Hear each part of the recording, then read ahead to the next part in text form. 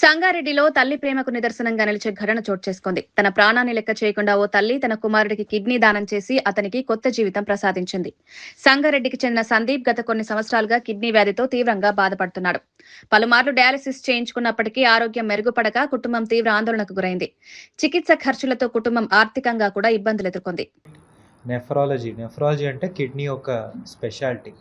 So complete నెఫ్రాలజీలో complete ecosystem మొత్తం care అంతా ఉంటుంది. కంప్లీట్ ఫ్రమ్ డయాలసిస్ మనం నెలకు ఆల్మోస్ట్ 3500 డయాలసిస్ దాకా చేస్తాం. దాంట్లో అన్ని రకాల machines, high end machines, plus పొట్ట డయాలసిస్, సో నైట్ అయ్యే డయాలసిస్, నాక్టర్నల్ డయాలసిస్ అని చెప్తాం, అవి కూడా మన పరిధిలో ఉంటుంది. సో అది ఇంకా కంప్లీట్ ఐసీయూ కేర్ ఉంటుంది మన వాళ్ళందరిలో. అంటే ఐసీయూకి పరంగా విడిగా ఒక నెఫ్రాలజిస్ట్ మనకి దానికే ఒక కంప్లీట్గా ఐసీయూకి చూసుకునే నెఫ్రాలజిస్ట్ కూడా ఉన్నారు. సో కంప్లీట్ మన దాంట్లో 5 మంది ఉన్నారు నెఫ్రాలజిస్ట్. అందరూ ఒక్కొక్క డిపార్ట్మెంట్ని ఒక్కొక్క పరంగా స్పెషాలిటీ వైజ్ డిస్ట్రిబ్యూట్ చేసి ఉన్నాం ఇప్పుడు. సో ఐసీయూ కేర్ కానీ, సో ఇంకా ట్రాన్స్ప్లాంట్లు, ముఖ్యంగా ట్రాన్స్ప్లాంట్ మాట్లాడుకోవాలంటే ఇప్పుడు నేను ట్రాన్స్ప్లాంట్ ఇన్ఛార్జ్గా ఉన్నాను. సో ట్రాన్స్ప్లాంట్ మాట్లాడాలంటే ఇప్పుడు మనం ఆల్మోస్ట్ 3 ఇయర్స్లో అరౌండ్ 340 ట్రాన్స్ప్లాంట్స్ కంప్లీట్ చేసాము. ఆల్మోస్ట్ వీక్లీ మనకి మినిమం 2 to 3 ట్రాన్స్ప్లాంట్స్ అవుతున్నాయి. సో ఆల్మోస్ట్ అంటే మీరు చూడాల్సింది అంత అవసరం ఉంది మనకి, ఇప్పుడు ట్రాన్స్ప్లాంట్స్ చేయాల్సినంత అవసరం.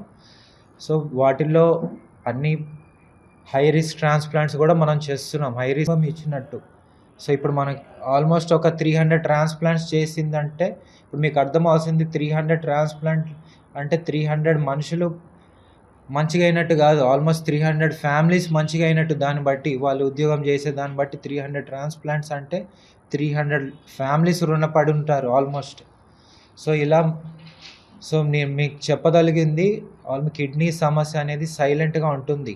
సో దానికి ఆల్రెడీ హై రిస్క్ ఉన్న వాళ్ళు, కిడ్నీ బీపీ ఉన్న వాళ్ళు కానీ, ఫ్యామిలీ రిస్క్ ఉన్న వాళ్ళు కానీ, షుగర్ ఇబ్బంది ఉన్న వాళ్ళు కానీ, ఈ రెగ్యులర్ స్క్రీనింగ్ అనేది చేసుకుంటే కిడ్నీ ఇబ్బంది కానీ మనం ముందే కనిపెడితే డయాలసిస్కి వెళ్ళే ముందే మనం ఆపగలిగిన, డయాలసిస్కి వచ్చినా మీకు అర్థమవుతుంది ఏంటంటే డయాలసిస్ అనేది ఎండ్ కాదు.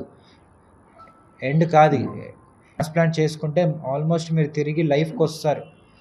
సో మీకు అర్థమవుతుంది, ట్రాన్స్ప్లాంట్ చేసుకుంటే మళ్ళీ తిరిగి నార్మల్ లైఫ్కి వచ్చి వాళ్ళు మళ్ళీ ఒక కుటుంబాన్ని మళ్ళీ ఒక సపోర్ట్గా నిలబడతారు. కాబట్టి మనం ఇవన్నీ జాగ్రత్త తీసుకుంటే మన కిడ్నీ యొక్క రిస్క్ని ముందే ఐడెంటిఫై చేస్తే ఇవన్నీ మనం ముందే ప్రివెంట్ చేయొచ్చు. వచ్చినటువంటి డాక్టర్ గారికి, యశోద హాస్పిటల్ డాక్టర్ గారికి, మీడియా మిత్రులకు అందరికీ నా హృదయపూర్వక ధన్యవాదాలు తెలియజేస్తున్నాను. ఈరోజు ఇక్కడ సమావేశం కావడానికి ముఖ్యంగా కారణం ఏంటంటే, అసలు నేను యాక్చువల్ ఒక వీడియో చేయాలనుకున్నాను నేనే ఓన్గా. ఎందుకంటే చాలామంది మదర్స్ కానీ వాళ్ళ కుటుంబ సభ్యులు ఎవరైనా కిడ్నీ పేషెంట్ ఉన్నాడంటే అసలు కిడ్నీ డొనేషన్ చేయడానికి చాలామంది భయపడుతున్నారు. తనకు ఏమన్నా అవుతుందేమో అని చెప్పేసి అపోహలలో చాలామంది ఉన్నారు. కానీ నేను చెప్పడం ఏంటంటే, నేను కూడా ఫస్ట్ స్టార్టింగ్లో అట్లనే అనుకున్నా. కానీ మా ఫ్యామిలీ మెంబర్స్ అందరు, మా మదర్ తరఫున వాళ్ళందరూ కూడా నన్ను చాలామంది భయపెట్టించారు. నువ్వే అనారోగ్యంగా ఉంటావు, అసలు బాబుకి ఇచ్చేస్తే నీ లైఫ్ ఏంది, నువ్వు చనిపోతే ఎట్లా అని చెప్పేసి నేను చాలామంది భయపెట్టించేసరికి నేను కూడా ఒక 4 ఇయర్స్ వరకు బాబుకి అట్లా డయాలసిస్ చేయించుకుంటూ మా ఉన్న ఆస్తిపాస్తులన్నీ చాలా కోల్పోయినా. నేనైతే లాస్ట్ స్టేజ్లో ఒక 4 ఇయర్స్ తర్వాత నేను చక్రవర్తి సార్ని కలవడం జరిగింది. అక్కడ సార్ ఏం చెప్పారంటే ఒక బెస్ట్ సజెషన్ ఇచ్చారు నాకు. ఎందుకమ్మా, చిన్న బాబు వయసు చాలా చిన్నగా ఉంది, నువ్వు అసలు ఎవరి కోసం త్యాగం చేయాలనుకుంటున్నావు, ఎందుకు బాధపడుతున్నావు అంటే, బాబు పరిస్థితి ఇట్లా సరే ఇట్లా అని చెప్పేసి నేను బాగా ఏడ్చేసిన అక్కడ. సార్ ఏమన్నాడంటే, నాకు నేను అసలు డబ్బులన్నీ ఖర్చు పెట్టుకొని అసలు ఎలాంటి స్థితిలో ఉందనంటే అసలు మెడికల్ ఒక ట్యాబ్లెట్ కొనలేని స్థితిలో అయిపోయినా నా పరిస్థితి అంతా. దాదాపు నేను ఒక 1 కోటి రూపాయల వరకు కూడా పెట్టొచ్చు అనుకుంటాను నేను డయాలసిస్కి ఒక 4 ఇయర్స్ వరకు. ఒక వీక్లీ 10,000 వరకు అవుతుండే బాబుకి. మళ్ళీ టైం కూడా సరిపోకపోతే తను తినే ఫుడ్ అదంతా నాకు చాలా బాధ అనిపించింది.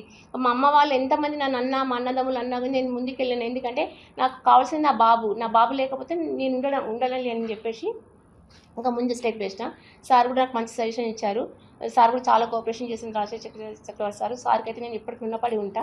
ఎందుకంటే నాకు అప్పుడు డబ్బులు లేని పరిస్థితుల్లో ఉన్న సార్ కొంచెం హెల్ప్ చేశారు నాకు. సార్ నా వంతుగా నేను మా తరఫున నేను కొంచెం హెల్ప్ చేస్తానమ్మా, నువ్వు ముందుకు రా అని చెప్పేసి అంటే సరే అని చెప్పేసి నేను వెళ్ళి ముందుకెళ్ళి చేయించుకోవడం జరిగింది.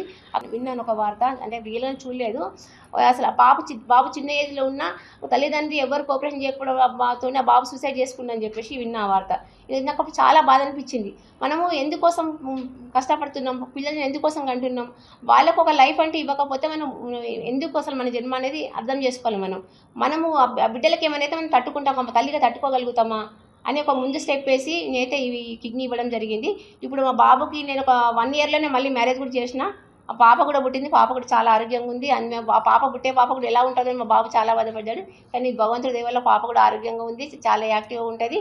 బాబుకి కొంతమంది మాతో పాటు పెళ్లి చేసే బాబుకు కిడ్నీ ట్రాన్స్ప్లాంట్ అయిన వాళ్ళు కూడా కొంతమంది ఉన్నారు. వాళ్ళు ఇప్పటివరకు కూడా పిల్లలకు పెళ్లి చేయడానికి వెనక ముందు అవుతున్నారు, భయపడుతున్నారు ఏమవుతుందో. అసలు నేను ఇంకొక వాళ్ళకి పెళ్లి చేసుకునే అమ్మాయిలకు కూడా నేను ఏమంటున్నా అంటే, దానివల్ల ఎలాంటి అపోహలు చెందకండి, ఎట్లాంటివి ఏముండయి. మామూలుగా యథావిధిగా మామూలు వ్యక్తి ఎట్లా ఉంటాడో వీళ్ళు కూడా అట్లాగే ఉంటారు. 1 ఇయర్లో నేను పెళ్లి చేసిన, 1 ఇయర్ లోపల పాప కూడా పుట్టింది. 2nd ఇయర్లో ఎట్లాంటి ప్రాబ్లమ్స్ లేవు. దయచేసి అందరూ దాతలు కానీ తన కుటుంబ సభ్యులు కానీ వాళ్ళని రక్షించాలని చెప్పేసి నేను ఒక తల్లిగా విజ్ఞప్తి చేస్తున్నా. ఇది ఒక చిన్న విన్నపం నాది.